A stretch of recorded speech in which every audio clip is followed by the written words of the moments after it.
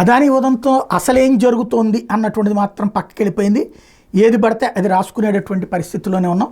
వాస్తవంగా case Azure Adani కంపెనీల మధ్య ఇండియాలో ప్రాజెక్టుల కోసం లంచాలు ఇస్తామని చెప్పి ప్రాజెక్టులు తెచ్చుకున్నారు అన్నది ఆరోపణలు చేశాక జస్టిస్ డిపార్ట్మెంట్ ఈ కేసును తీసుకుని కోర్టుకు పంపించింది.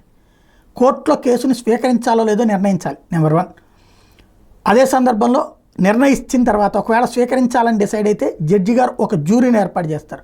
అప్పుడు విచారణ మొదలవుతుంది. ఇరు వర్గాలు తమ తమ వాదనలు వినిపిస్తాయి.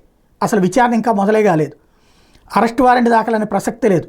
వారెంట్ ఇంకా లేదు అనేది అక్కడ వార్త. కానీ ఇక్కడేమో వాళ్ళని అరెస్ట్ చేసేయబోతున్నారు అన్నటువంటి ప్రచారం జరిగిపోయింది.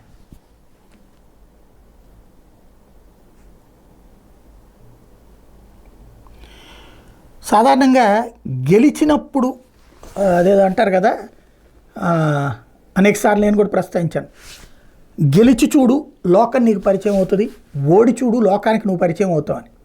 కేసీఆర్ అధికారంలో ఉన్నప్పుడు అందరూ బంధువులే, ఆయన ఏం చెప్తే అది నడిచింది. ఓడిన తర్వాత ఆయన పట్టించుకునే వాళ్ళు సగానికి సగం కరువు అయిపోయారు. కానీ అధికారం రుచి చూసిన కేసీఆర్కి ఓడిన తర్వాత కూడా నిలబడుతున్నటువంటి వ్యక్తి ఈ జబర్దస్త్లో రాకింగ్ రాకేష్. తను ఒక సినిమా విశేషం వల్ల ఏంటంటే తన ఆస్తులంతా తాకట్టు పెట్టి తీసుకురావడం. సాధారణంగా సినిమాలలో అలా సంపాదించినోడు ఎవడు లేడు.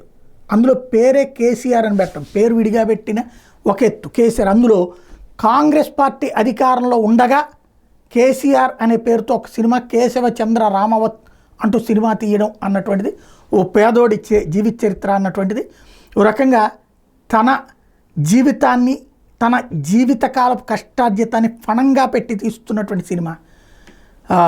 అతనికి ఓ రకంగా కేసీఆర్ అది ఎలా ట్రీట్ చేస్తాడో చూడాలి.